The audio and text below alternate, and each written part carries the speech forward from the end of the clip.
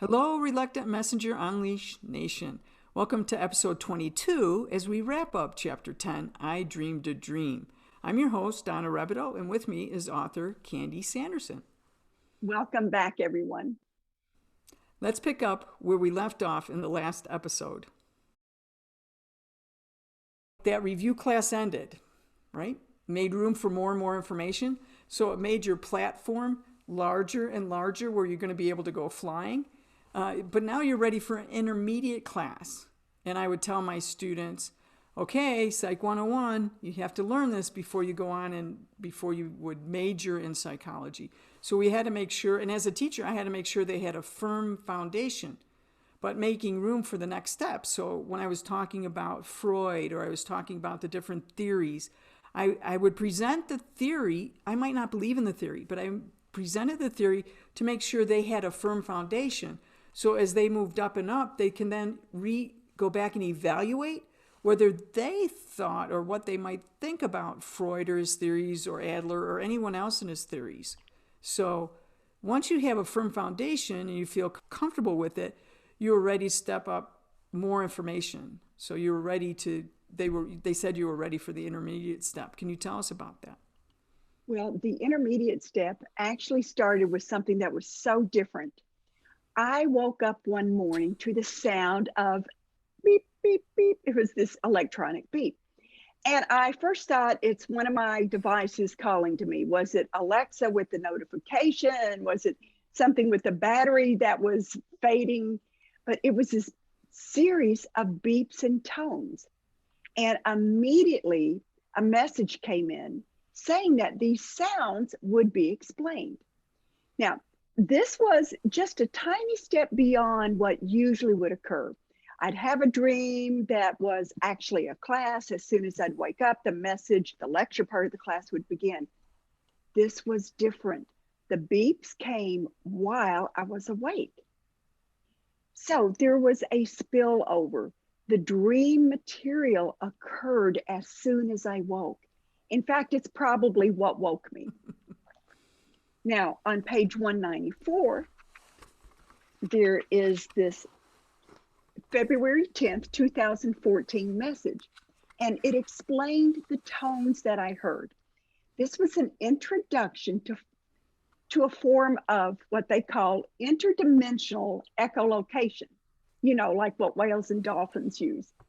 The last couple sentences in this first paragraph reads, the tones prepare this one's energy body for advanced travel within our dimension. Deep interdimensional space is filled with energy that is much subtler and finer than what is found in the dream state. They went on to say that I needed this adjustment, this energy adjustment, to be able to navigate farther into their dimension. In the second paragraph, I read, just as tuning forks produce sound waves that can be felt with the physical senses, our tones move through the energy body to align the subtle energies in a pattern conducive with the vibrations deeper within our dimension. In the last paragraph on the next page, they say that as I spend more time in the intermediate class, my energy body will adjust and accommodate to these newer frequencies, and it will help me understand other dimensional communications. So I want you to know a couple of things that you don't know, and I love saying that to you, is after reviewing this, I went back and said, oh, Candy is a dream seed. So I called on you last night. I said, okay, dream seed, I want you to take care of my dreams tonight. So I was laughing. And the second thing it brought up to say that what I brought up before, Dr. Edgar Mitchell, who was an astronaut, who walked on the moon, I'm listening to his work, and he's talking about this.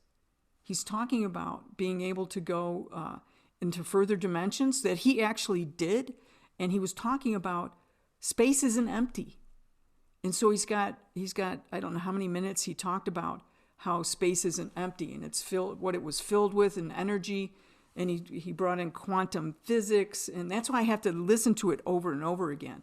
But this wasn't the last class for you on echolocation. So let's go over to page 195. Are you there? And talk about the March 6, 2014 dream. The message says that introducing you to the echolocation frequencies increased your ability to work with thought-generated travel that we mentioned earlier. And I want you to know, in my near-death experience, it was all thought-generated travel. So it's like I already knew it, like people already know this. It was fascinating. The key here is focusing on the intention behind the thought-generated travel. Can you tell us a little bit more about that, please? Yes, before I share that message, what you mentioned about Mitchell is fascinating. That's one thing I hear the messengers say over and over throughout this chapter. There is no such thing as empty space. So that's cool.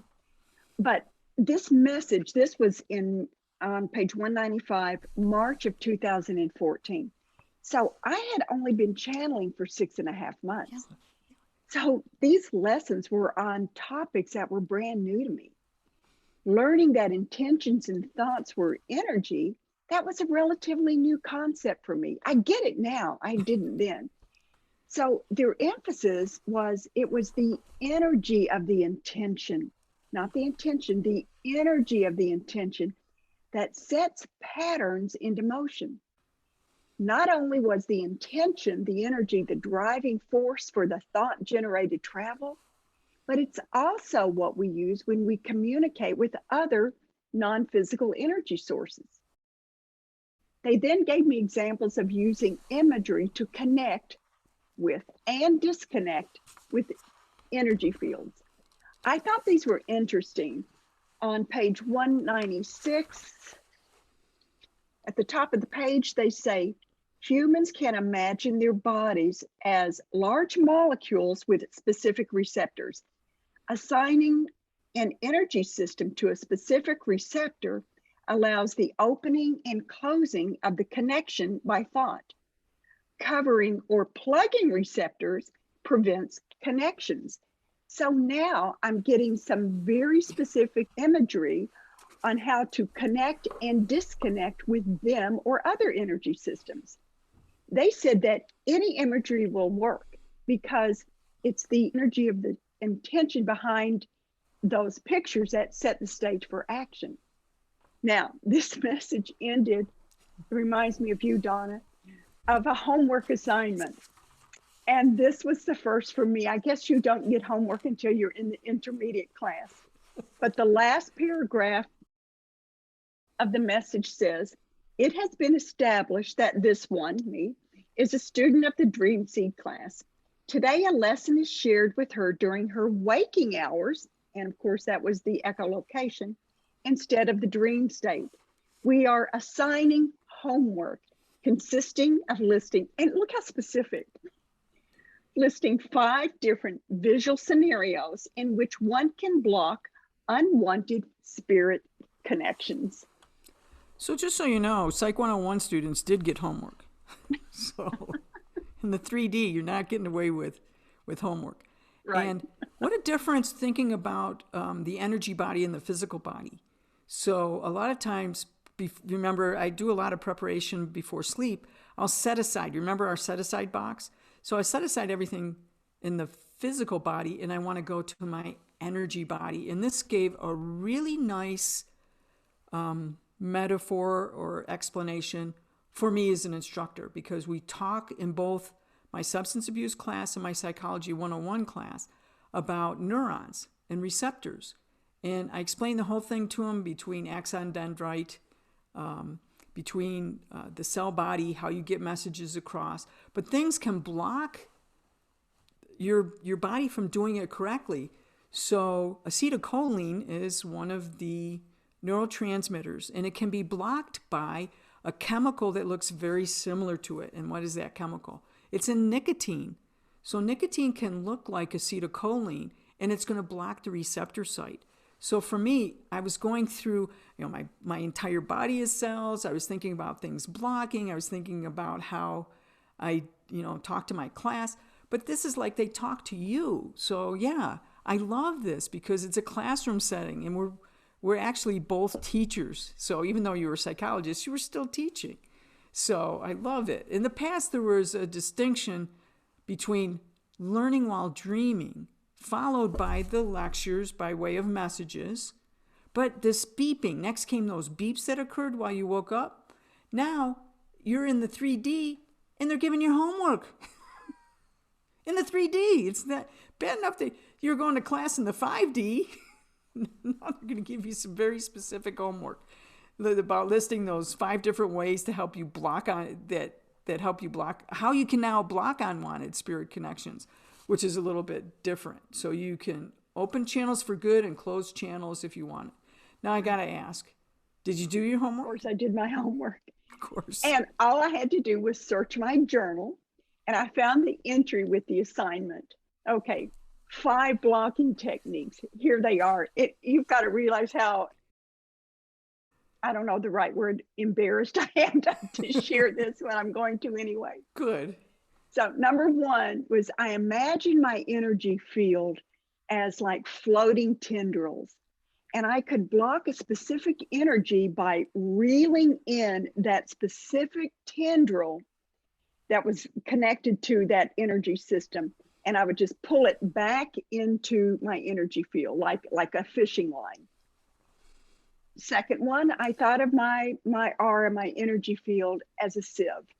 And I could use a sticky substance like clay or tar, but I would stick it from within my field, and I would block that sieve from within. Okay. Oh, nice. The third one is my energy field. I could see it as consisting of tiny individual bubbles. And if an unwanted energy is connecting to me, it's connecting through that bubble. I just pop it. It's gone. Number 4, my energy body is like a bird's body with lots of feathers. I can let go of the feather when an unwanted connection has been made, and it will just float away from my body. And number 5, my energy body is like a ship upon an ocean of energetic waves. I can go below the deck, batten the hatches, and close off the energy. And of course, I'm always an overachiever, so I added one more. Kind of building on to number 5's, being in this ocean of energy waves. I can just allow one of those energy waves to wash over me without connecting to it. So, Donna, the assignment seemed silly, but I respected what the messengers were doing. So I did the homework plus bonus points, but it seemed like I was just pretending to be a 3rd grader using my imagination to come up with these blocking techniques. But over time, I realized how important energy is. Like Tesla said, the secrets of the universe can be explained by energy, frequency, and vibration. My imagery, no matter how silly I thought it was, it worked. It prevented unwanted frequencies from entering my field. It also showed me that almost anything we can imagine will work for us. We set the intention to block the energy. And when we follow that intention with action, that is, imagining a way to block it, it strengthens that intent. It's the energy behind the intent. It gives form, vibrational patterns, for that intention to interact with, and it makes it more powerful. So now I actually see this assignment wasn't so silly after all, it was profound. The power of using your thoughts to control energy. This is one of the nuggets we've tried to unleash throughout this series of videos. Thoughts are important. Our thinking becomes the guiding principle behind the action of energy. Thoughts have their own frequency. It doesn't matter if the imagery is silly. It's the intention behind the thought that jumpstarts the energy into action. In a follow-up message a few days later, they told me in their dimension, thoughts become things and learning is immediate. They also mentioned that the younger generation of humans understand the power of their thoughts to change physical matter. These children are parts of Earth's transition, Earth's spiritual transition. I've read about indigo children, star children, crystal children, rainbow children. I'm sure there's other names by now. But you know, Donna, I was a psychologist for over 40 years. And in that time, I saw such a transformation in some of the young parents that I worked with. In the early days, parents would discourage their children from talking about invisible playmates. That was nonsense. And like, you can't share that with other people. As I neared retirement, I was so happy when I realized the younger generation of parents didn't do that. Many of them actually embraced and encouraged their children's psychic skills and abilities. Maybe that's an example of the thinning of the veil. Maybe that's part of Earth's evolution to these higher vibrational states. But the message continued, and on page 198, they talk about healing on a molecular level. It's not healing the symptom, it's healing the root of the problem. Then they say, all dream seed students can heal humans by perceiving the root cause of the disease, dis-ease. So I'm going to use an acupuncture analogy. What makes it different for me as an acupuncturist is I'm a sports medicine acupuncturist. So a lot of times people come in with shoulder pain, and I work with Major League Baseball, and I have a lot of pitchers, and they come in with trapezius pain. So a lot of times other people will go and put a needle into the trigger point, and the trigger point is the bundle of nerves that they think are causing the problem. So they try to go in and get at that trigger point. But in sports medicine acupuncture, we go to the root of the problem, the motor point, which is a little different point.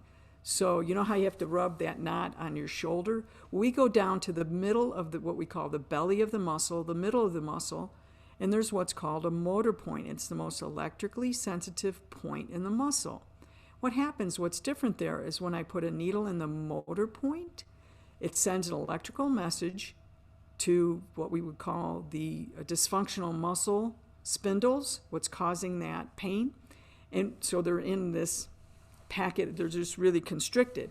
So when I put a needle in the motor point, it sends an electrical message to release those dysfunctional muscle spindles. So we get at the heart of the matter with one needle that might take someone else maybe 10 needles, or they use a machine, or they go for a massage. But I get to the heart of the matter, and a lot of times my athletes were like, oh my gosh, I felt that release.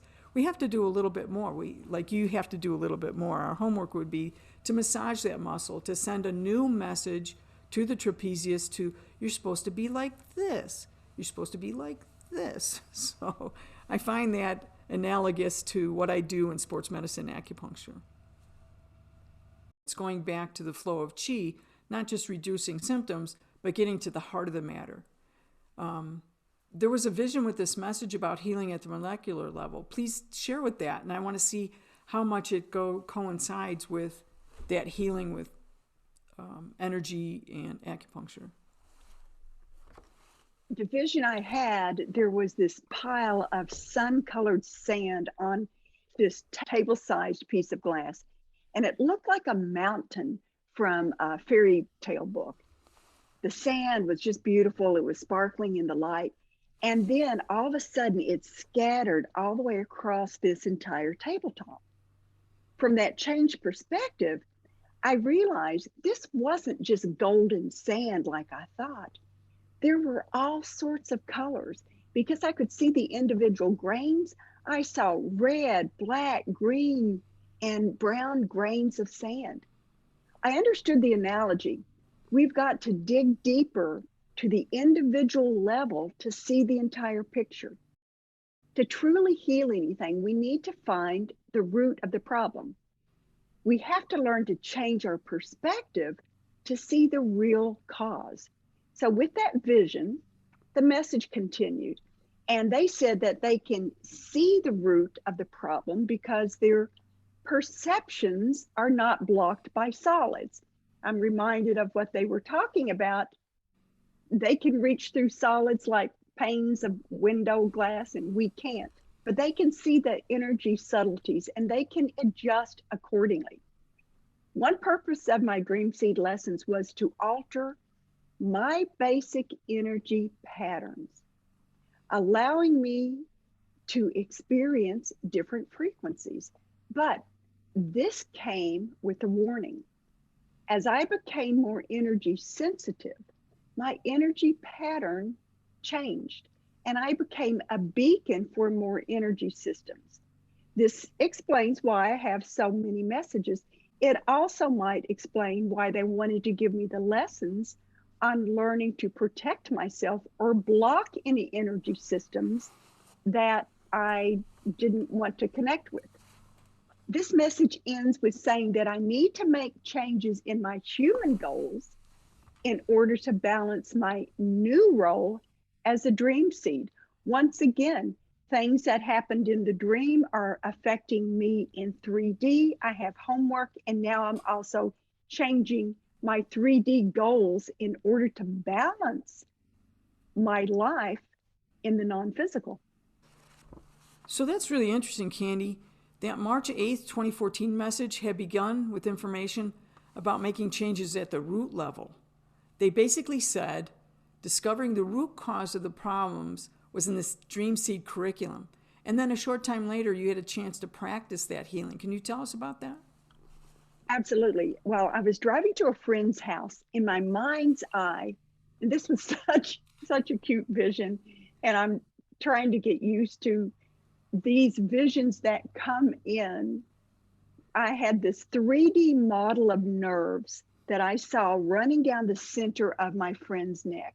It went down her back and into the trapezius muscle.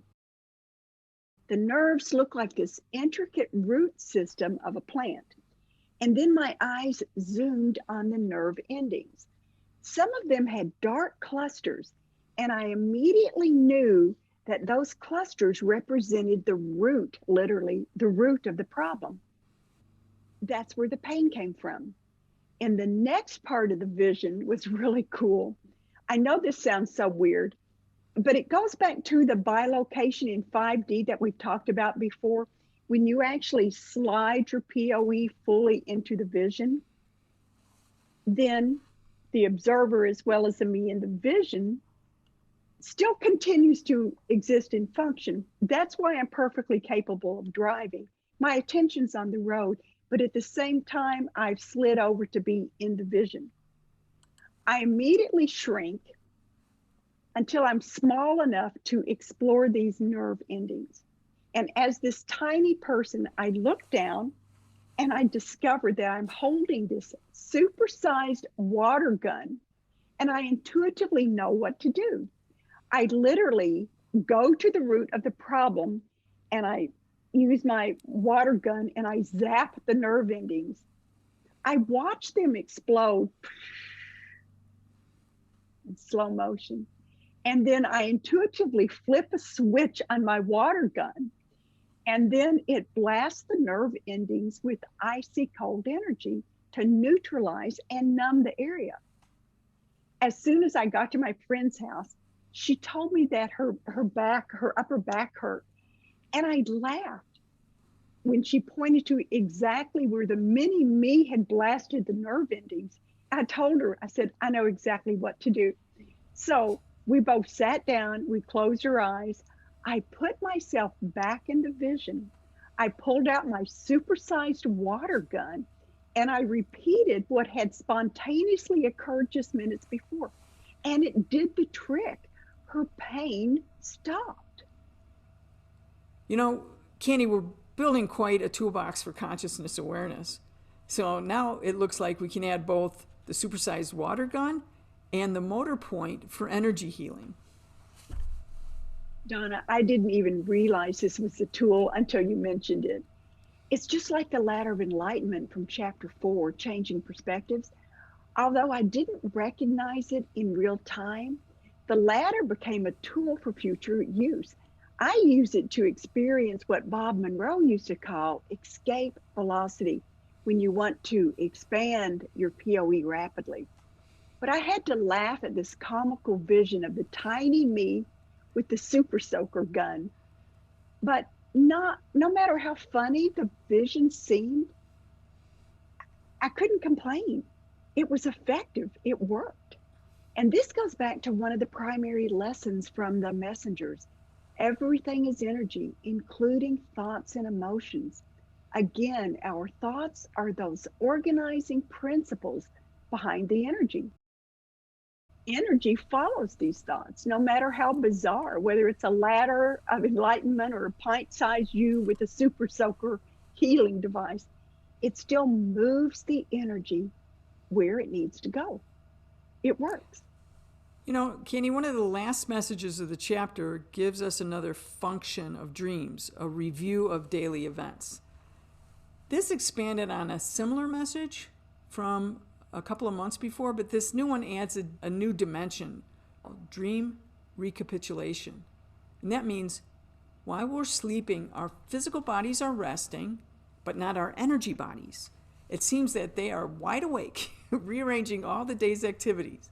It's like our day's events are being classified and filed away for future use.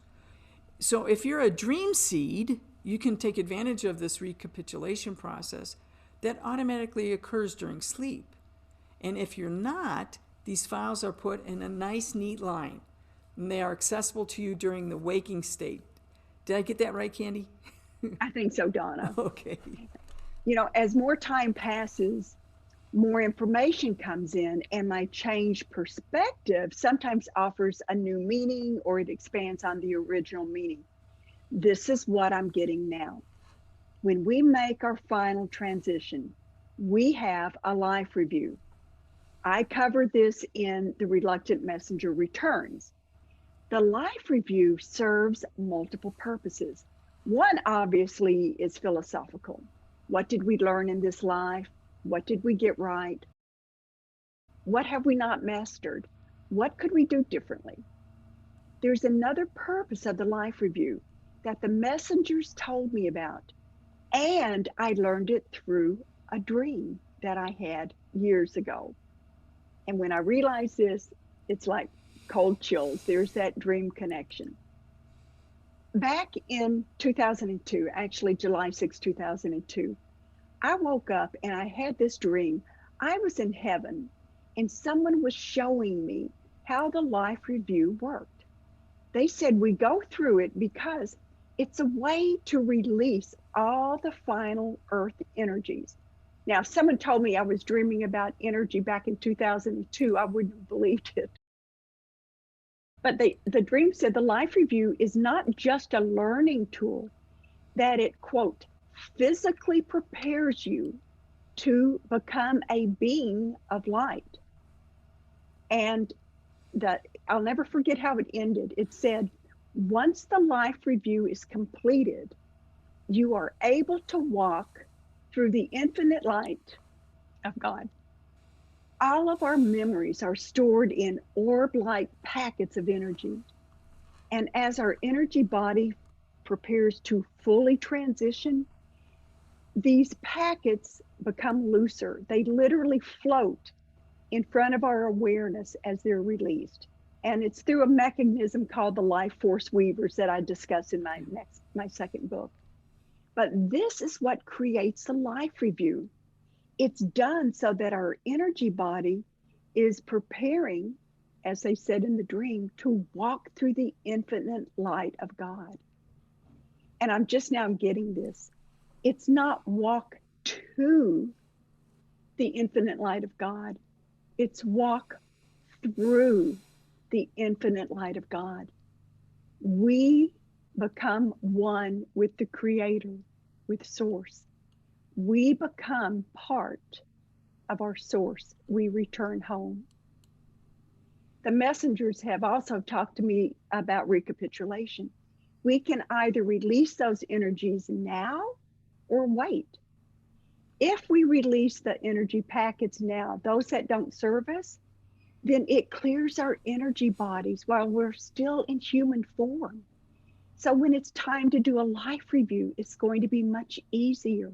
It will be a faster, more Yeah. efficient, quicker journey. This is what the message refers to. Dream seeds engage in the recapitulation process during sleep. As they wake each morning, their energy bodies are lighter and better prepared for connecting to non physical, not only for their final transition, but in day to day life.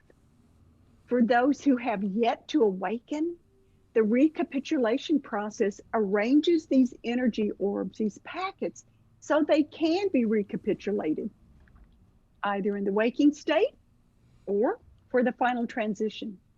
And I didn't realize it until I was preparing for this episode. That recapitulation process explains some of those in between states when people transition. In some of Monroe Institute's programs like Lifeline, we learn about the belief system territories. This represents areas where people become stuck. After they've passed away, they don't quite make Right. it to the other side. And the purpose of that program is to help rescue them and bring them on the rest of their journey. But for example, Donna, if it's your belief that when you die, nothing happens, you just sleep, you may find exactly that. When you start to transition, you might find yourself in a deep sleep.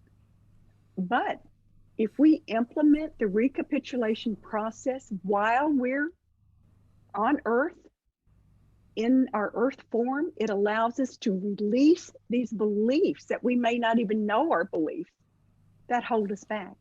And it allows us to have a clearer picture of our true nature, which is light. If we do this purposefully, when it's time to transition, we have less baggage to release. Our transitions will be smoother, swifter. But since writing this book, I've read more about the recapitulation process as it relates to shamanism, and I include some of that in my second book. But recapitulation is an ancient shamanic process that allows the person to reclaim personal energy. As it releases the past, you gain fresh energy that allows you to move forward. And it's a process to become enlightened. And if we do it now, instead of waiting until our final transition, it's all the better. This chapter ends with me reporting a download of information that I received. On page 201, I share it. It was about the thinning of the interface between Earth and the other spiritual realms. As that veil thins, overall awareness increases during sleep and waking life. And I realized this was in part the reason for my opening. As the interface thins, we're able to receive messages we couldn't before. This also meant better dream recall. It made me realize how important dreams are. They're not just nocturnal visions, they are that in between state, that interface that is often filled with wisdom. It's that magical space where our guides and angels can reach us. Like with my mother's dream at the beginning of the chapter, the interface of dreaming allows for communication with those who have passed on. It's that dimension between 3D reality on Earth and the possibilities of the next dimension. Because our egos don't judge when we're dreaming, this is a perfect platform to receive insight from divine sources. You know, after all, there's so many inventions and discoveries and creative works of art that stem from dreams. And I list some of them on page 203. It includes the discovery of the periodic table, the scientific method, the theory of evolution, famous books and films and discoveries, including DNA. The list goes on and on and on. The importance of dreaming. I like the way you ended the chapter, Candy. You say that our dreams open the doors to these magical realms that can bring positive change for all humanity. So we've wrapped up episode 22 as we wrap up chapter 10, I Dreamed a Dream. In our next episode, we will cover the final chapter, chapter 11, In the Beginning. So don't forget to do your homework, and that is read that chapter ahead of time. And after that, we will do a bonus episode to recap all of the tools that we've learned throughout the book, and you don't want to miss that one. And I want to thank you, Donna, and all of our listeners. We would love for you to like, subscribe, comment, and rank our episodes. We'd love if you would share this on your social media. Remember, be kind, and until next time.